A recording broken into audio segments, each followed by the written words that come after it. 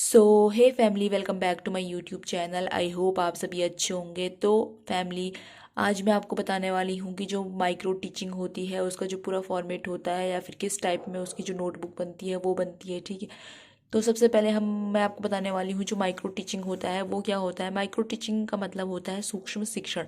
सूक्ष्म शिक्षण का मतलब होता है कि जो आप छात्र अध्यापक है, प्यूपिल टीचर है, वो क्या करेगा, अपने जो साथ के जो अध्यापक है या अध्यापिकाएं हैं उनको 5 से 10 लोगों का ग्रुप बनता है और उनको क्या करना होता है, उसको 6 मिनट के अंदर, जो माइक्रो टीचिंग का सर्कल होता है वो कितने मिनट का होता है, 6 मिनट का अंदर, तो 6 मिनट के अंदर उनको जो है अपने टॉपिक को पढ़ाना होता है, जिसमें उनको अलग अलग जो टीचिंग स्किल्स होती है उनको जो है टीचर के अंदर डेवलप करना होता है। इसमें आता है सबसे पहले इंट्रोडक्टिव स्किल आता है, डिमॉन्स्ट्रेशन स्किल आता है, रीइंफोर्समेंट स्किल आता है और ब्लैक बोर्ड स्किल आता है। ठीक है, तो ये जो 4-5 स्किल्स है उनको जो है टीचर के अंदर डेवलप करना, यही क्या होता है, माइक्रो टीचिंग का एम होता है। तो आज मैं आपको बताने वाली हूँ माइक्रो टीचिंग की जो नोटबुक बनाए आप वो किस तरीके से बनती है। तो चलिए मैं आपको बताती हूँ। तो सबसे पहले जो आता है वो आता है आपका इंट्रोडक्शन स्किल। इंट्रोडक्शन स्किल का मतलब होता है प्रस्तावना कौशल। प्रस्तावना कौशल में सबसे पहले आपको ये बनाना पड़ता है, इसमें लिखा होता है दिनांक, कक्षा, वर्ग, वादन, समय, विषय और प्रकरण। ठीक है, उसके बाद बनाना पड़ता है विद्यालय का नाम। विद्यालय का नाम लिखना पड़ता है। फिर प्रस्तावना कौशल।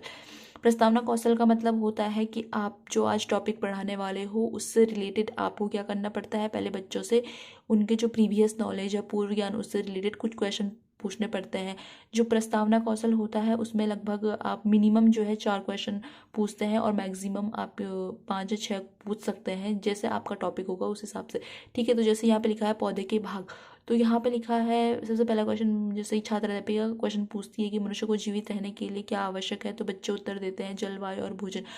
तो इंट्रोडक्टिव स्किल में क्या होता है, जो ये चलता है वो जिगजैग के फॉर्म में चलता है। जिगजैग मतलब होता है कि जैसे आपने यहाँ पे क्वेश्चन पूछा तो इससे रिलेटेड अब बच्चों ने उसका आंसर दिया, तो इसी से जो रिलेटेड अगला आपका क्वेश्चन होना चाहिए। जैसे कि यहाँ पे आया वायु, तो वायु मनुष्य को कहाँ से प्राप्त होती है, तो बच्चों ने आंसर दिया पेड़ पौधों से। फिर इन्हीं पेड़ पौधों से रिलेटेड आपका दूसरा क्वेश्चन होता है कि छात्र पौधे से हमें और क्या क्या प्राप्त होता है, तो बच्चे उत्तर देंगे फूल, फल, पत्तियां आदि। अब फूल, इसी से रिलेटेड आपका दूसरा क्वेश्चन होगा कि फूल, फल, पत्तियां पौधे के क्या क्या होते हैं, तो बच्चे उत्तर देंगे ये पौधे के भाग होते हैं।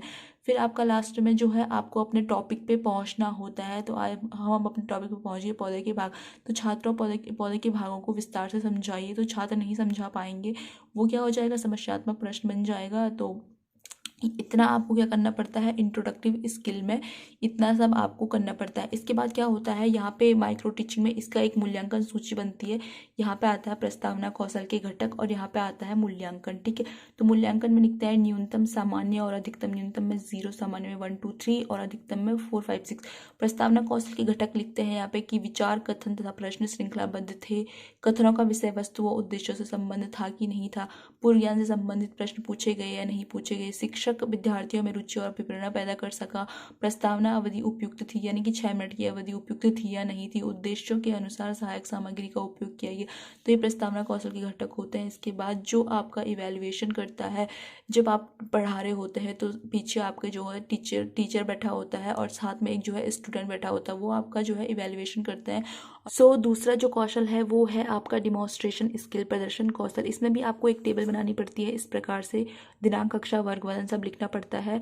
उसके बाद विद्यालय का नाम लिखना पड़ता है और उद्देश्य कथन, जो स्टेटमेंट ऑफ एम आता है कि आज हम बच्चों पौधे के भागों का अध्ययन करेंगे, ये लिखना पड़ता है इसमें प्रदर्शन कौशल में। ठीक है, उसके बाद डिमॉन्स्ट्रेशन जो स्किल होती है, उसके डिमॉन्स्ट्रेशन स्किल का मतलब होता है कि अगर आप बच्चों को पढ़ा रहे हो और उसमें अगर आपने चार्ट या कोई टीएलएम यूज़ करा है तो उसको आप किस तरीके से प्रदर्शित करते हो बच्चों के सामने। अगर आप मानो चार्ट बनाया है तो चार्ट को आप बच्चों को किस तरीके से उनके सामने प्रेजेंट करते हो, यही होता है डिमॉन्स्ट्रेशन स्किल। ठीक है, तो सबसे पहले इसमें 3 कॉलम बनते हैं, क्रम संख्या, छात्र अध्यापिक क्रिया, छात्र प्रतिक्रिया और शिक्षण विधि और प्रविधि। ठीक है, और इसमें सबसे पहले पूछा जाता है डेवलपमेंट्री क्वेश्चन पूछे जाते हैं, ये भी इनका प्रीवियस नॉलेज से संबंधित होता है। जैसे कि छात्र अध्यापिका पौधा दिखाते हुए पूछती है कि ये क्या है, तो बच्चे उत्तर देते हैं यह पौधा है, पौधे से हमें क्या क्या प्राप्त होता है, तो फल, पत्ती, ऑक्सीजन, तो फल, पत्ती, ऑक्सीजन पौधे के किन किन भागों से प्राप्त होता है, तो बच्चे उत्तर नहीं दे पाएंगे, अस्पष्ट उत्तर हो जाएगा।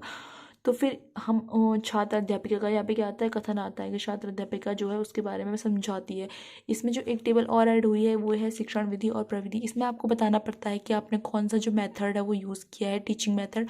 यहाँ पे आपने जैसे करा है क्वेश्चन आंसर मेथड, तो यहाँ पे आपने बच्चों से पूछा है, क्वेश्चन पूछा है तो प्रश्नोत्तर विधि हो गया, और डिमॉन्स्ट्रेट किया है तो प्रदर्शन विधि हो गया। तो ये इस तरीके से आपको ये बनाना पड़ता है, ठीक है। इसके बाद इसकी भी क्या आती है, मूल्यांकन सूची आती है, इवैल्यूएशन टेबल आती है। इसमें क्या होता है, जो डिमॉन्स्ट्रेशन स्किल होते हैं उसके क्या क्या घटक होते हैं, जैसे शिक्षक ने विषय वस्तु से जो संबंधित है वो प्रश्न प्रदर्शन किया, शिक्षक ने छात्र सहभागिता को बढ़ाने का प्रयत्न किया, प्रयोग संबंधी वस्तुओं और सामग्री का उपयोग किया गया, ठीक है। इसमें दूसरा आता है प्रदर्शन उपयुक्त ढंग से किया गया, प्रदर्शन सभी छात्रों को दिखाई पड़ रहा था, शिक्षक कार्य व कारण से संबंध स्थापित करने में सफल रहा। तो ये क्या है, ये है आपका डिमॉन्स्ट्रेशन स्किल की घटक। नेक्स्ट स्किल है वो है आपकी री इन्फोर्समेंट स्किल, यानी कि पुनर्बलन कौशल। पुनर्बलन का मतलब होता है कि अगर आप एज अ टीचर बच्चे से क्वेश्चन पूछते हो और बच्चों ने आपको आंसर किया, तो आप बच्चों को किस प्रकार से फीडबैक दोगे, उनके साथ किस प्रकार से डील करोगे, ये होता है री इन्फोर्समेंट स्किल का मतलब। इसमें भी क्या बनता है, इसमें भी एक टेबल बनती है सबसे पहले, उसके बाद विद्यालय का नाम लिखा होता है, और उसका पुनर्बलन, पुनर्बलन की एक टेबल बनती है। इसमें क्रम संख्या, छात्र अध्यापिका क्रिया, छात्र प्रतिक्रिया और फीडबैक, ठीक है। इसमें छात्र अध्यापिका क्या करती है, बच्चों से क्वेश्चन पूछती है, जो टॉपिक उसने पढ़ाया उससे रिलेटेड बच्चों से क्वेश्चन पूछती है और बच्चे उसका आंसर देते हैं। तो जो टीचर होता है वो किस तरीके से फीडबैक करता है, आपको ये भी ध्यान देना होता है कि आप जो है, अगर आपका जो क्वेश्चन है वो इजी है तो किस तरीके से आप फीडबैक दोगे, और अगर क्वेश्चन हार्ड है तो किस तरीके से आप जो है उनको फीडबैक करोगे। इसके बाद का एक जो है इवैल्यूएशन टेबल बनती है। इसमें पुनर्बलन कौशल की क्या होता है, घटक होता है और मूल्यांकन। तो इसमें क्या होता है कि स्वीकारात्मक जो कथन है उसका प्रयोग किया गया, विद्यार्थियों के सुझावों का समर्थन किया गया, विद्यार्थियों का उत्साह बढ़ाया गया, हाव भाव एवं अन्य अशाब्दिक संकेतों का प्रयोग किया गया, विद्यार्थियों के सही उत्तरों को श्यामपट्ट पर लिखा गया, नकारात्मक शाब्दिक कथनों का प्रयोग किया गया, नकारात्मक अशाब्दिक संकेतों का प्रयोग किया गया, पुनर्बलन का उपयुक्त प्रयोग किया गया, पुनर्बलन का सभी विद्यार्थियों के लिए प्रयोग हुआ, पुनर्बलन में उपयुक्त कथनों में नवीनता थी। तो ये क्या होता है, पुनर्बलन कौशल की क्या होते हैं, घटक होते हैं।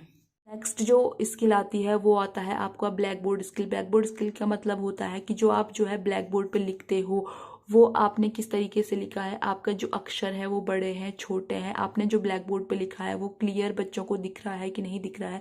तो ये सब जो होता है वो ब्लैक बोर्ड स्किल के अंतर्गत आता है। जैसे इसमें भी एक टेबल बनती है, उसके बाद विद्यालय का नाम आता है। इसमें भी क्या बनता है, सबसे पहले क्रम संख्या, शिक्षण बिंदु, छात्र अध्यापिका क्रिया, छात्र प्रतिक्रिया, शिक्षण विधि कौन सी यूज करा, और श्यामपट्ट सार, ठीक है। तो इसमें जो आपने जो जो वो तो सेम बनेगा जो जो पहले था, लेकिन इसमें ये ऐड हो जाता है कि आपको श्यामपट्ट सार, आपको यहाँ पे एक ब्लैक बोर्ड ऐसे चिपकाना होता है, ठीक है।